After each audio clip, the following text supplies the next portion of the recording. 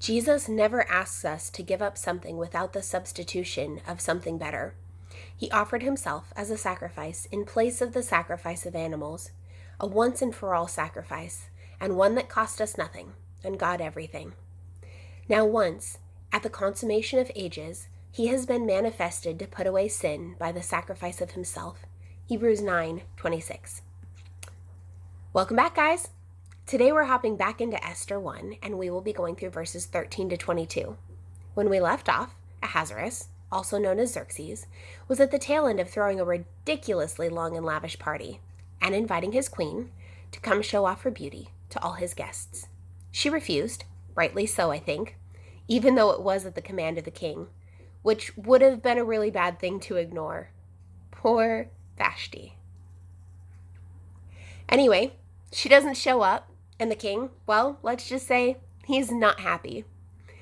As I was reading this scene, a scene from the Swan Princess popped into my head. In this scene, you have Rothbart, who reminds me of Ahasuerus, because they seem to share some of the same characteristics. Rothbart tries to make himself look appealing on the outside, but really, if you cross him, he's not going to be a very nice person. So, for imagination's sake, let's look at Ahasuerus as Rothbart, and Vashti as a type of Odette, who is the woman Rothbart wants to marry. Not because of love, but because it would give him control over a kingdom. I'll add a link somewhere on this screen so you can watch the actual clip if you want to. And I'm sorry, because yes, I'm about to act the scene out for you so that you have a depiction of what this looks like. Okay, ironically enough, like Ahasuerus' party in the garden, the scene in The Swan Princess where Rothbart proposes is also a garden.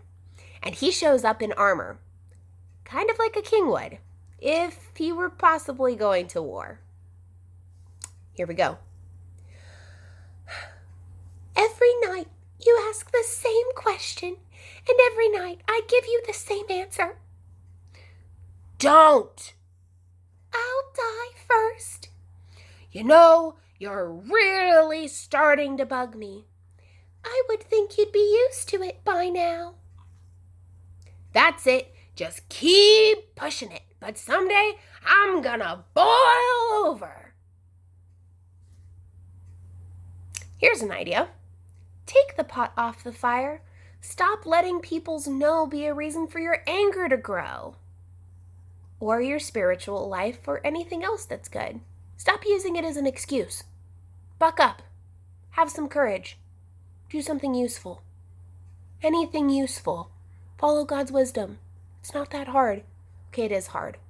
But it's not worth it to let that stuff throw you completely off kilter. All right? Okay. But boil over he does. The king became furious, and his anger burned within him. The king's decree, verse 13. The king consulted the wise men who understood the times, for it was his normal procedure to confer with experts in law and justice.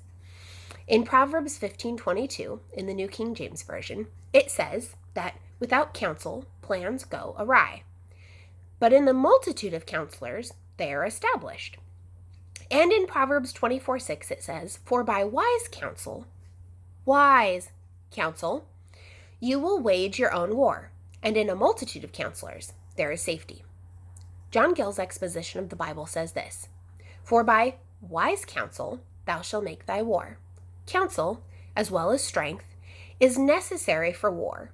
Kings and states, before they enter on a war, should not only well consider the justness of their cause, but should consult whether they have a sufficiency of men and money to carry it on, and should concert the wisest methods to attack the enemy or defend themselves. And above all, should ask counsel of God. Okay. And that's the main thing missing here. The counsel of God. You see, the book of Esther is incredibly unique in that it never names God in it. Not once. But God is there. He's woven in through every fiber of this story. This is what we call the providence of God. It's when his people aren't seeking him for the wisdom they need to live and thrive. But in his grace and mercy, he's still working behind the scenes on their behalf, weaving the tapestry of their lives into a beautiful depiction of his love. And though we may only see the tangled, knotted mess on the backside, he is always in control. And even though now we see things imperfectly, like puzzling reflections in a mirror, then, when we see him face to face, we will see everything with perfect clarity. 1 Corinthians 13:12. Verse 14. The most trusted ones, his advisors that he was talking about, were Karshena, Shethar, Admatha, Tarshish, Meres, Marshena, and Memucan. If I've butchered any of those, it's too bad. And I'm sorry. They were the 7 officials of Persia and Media who had personal access to the king and occupied the highest positions in the kingdom. Think about the people who have personal access to you, the ones who really know you. They've seen you in different seasons. They know how you act and feel and think. They know what sort of decisions you normally make, both good and bad. They know you, and these guys, they knew the king, and the king trusted them. They were placed in the highest positions in the kingdom after all. Verse 15. The king asked, according to the law, what should be done with Queen Vashti since she refused to obey King Ahasuerus' command that was delivered by the eunuchs? According to the law? According to the law? You have got to be kidding me. He's talking about his wife, his queen, his bride. The law. He wants to figure out how to do this based on the law. Okay, I'm fine. It's okay. Romans 13:10. Love does no harm to a neighbor. I know the king is not following biblical advice here, but we can. So take heed. Love does no harm to a neighbor. Therefore, love is the fulfillment of the law. And in Scripture, if God makes a provision for a lesser thing, like a neighbor, he's also going to apply that to the greater things, like your wife. If you can do this for your neighbors, you can do this for your wife. It's called compassion. Okay. What about going to talk to your wife? Apologize for acting like a baboon in front of all of those people, and for heaven's sake, stop talking about yourself in the third person. Since she refused to obey King Ahasuerus' command, he's the one that said that. He's talking about himself. And then it goes on to share that the command was delivered by the eunuchs. I know he's the king, and that's not how things were done. But really, go get your bride and stop asking your buddies to do it for you. Jesus always sets the greatest example for us. In Matthew 20, verses 25 through 30, he says, "You know that the rulers of the Gentiles lord it over them, and their great men exercise authority over them. It is not this way among you, but whoever wishes to become great among you shall be your servant, and whoever wishes to be first among you shall be your slave, just as the Son of Man did not come to be served, but to serve, and to give his life a ransom for many." Verse 16, Memucan said, in the presence of the king and his officials, "Queen Vashti has wronged not only the king, but all the officials and the peoples who are in every one of King Ahasuerus' provinces." I, for one, think this is a bit blown out of proportion. She refused to show up at the king's command, which wasn't what she was supposed to do. But now she's being blamed for wronging all the people and all the officials in the provinces.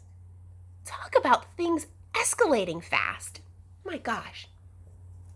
In verse 17 and 18, Memucan goes on to say, "For the queen's action will become public knowledge to all the women and cause them to despise their husbands and say, 'King Ahasuerus ordered Queen Vashti brought before him, but she did not come.' Before this day is over, the noble women of Persia and Media, who hear about the queen's act, will say the same thing to all the king's officials, resulting in more contempt and fury." All right.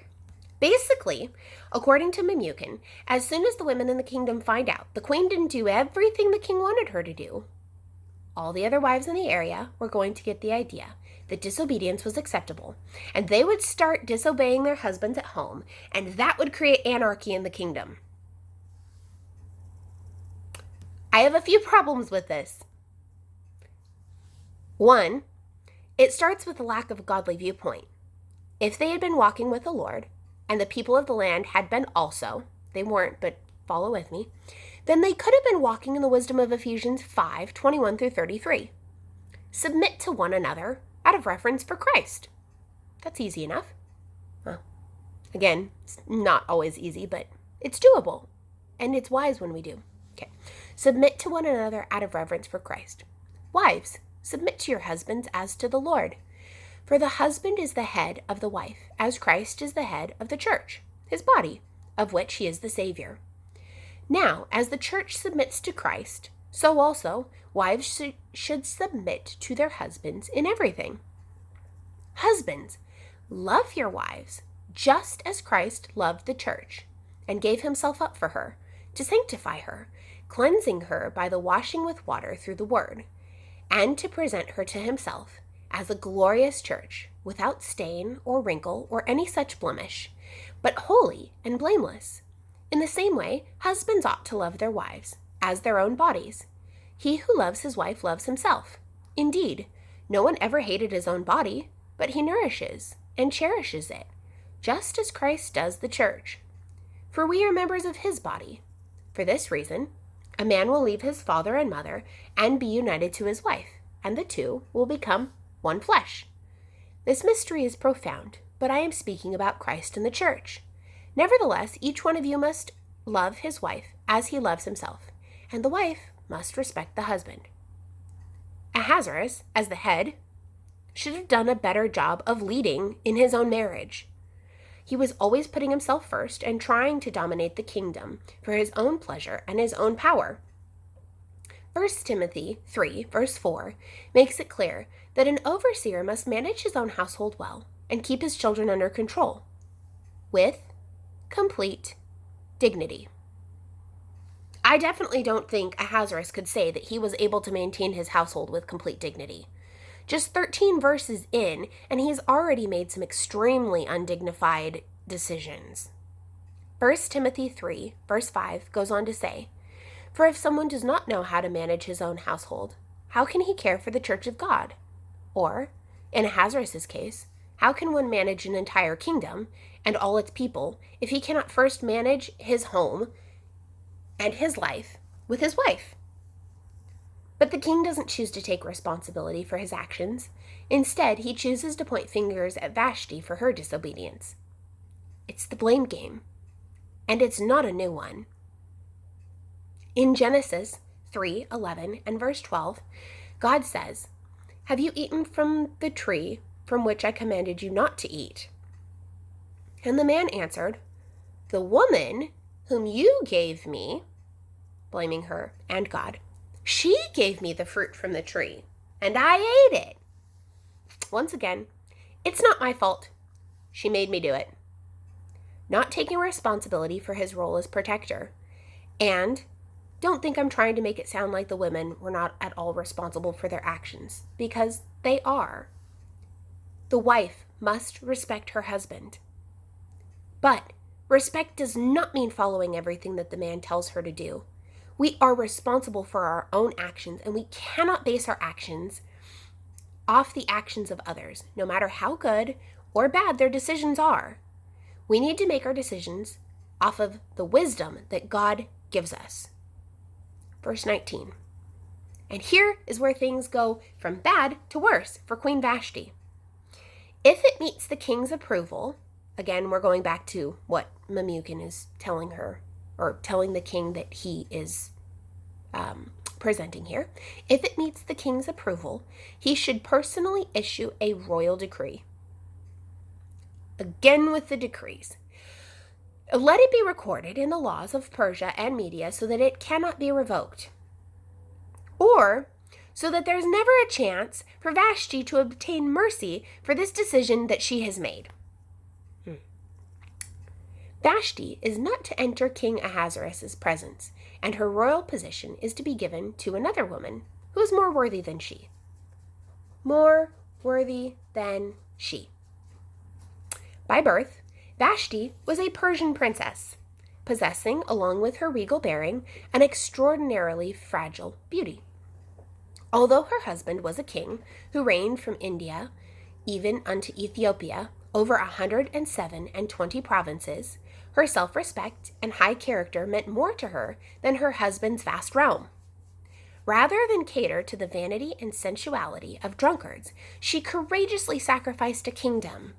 Rather than lower the white banner of womanly modesty, Vashti accepted disgrace and dismissal. The only true ruler in that drunken court was the woman who refused to exhibit herself, even at the king's command. That's how Bible Gateway states it, and I think they did an excellent job. And really, even with just knowing this small piece about Vashti, I think it would be hard to find someone in the kingdom more worthy than she was. Verse 20. The decree that the king issues will be heard throughout his vast kingdom, so all women will honor their husbands, from the greatest to the least. Again, they're playing on his ego here. The decree that the king issues will be heard throughout his vast kingdom.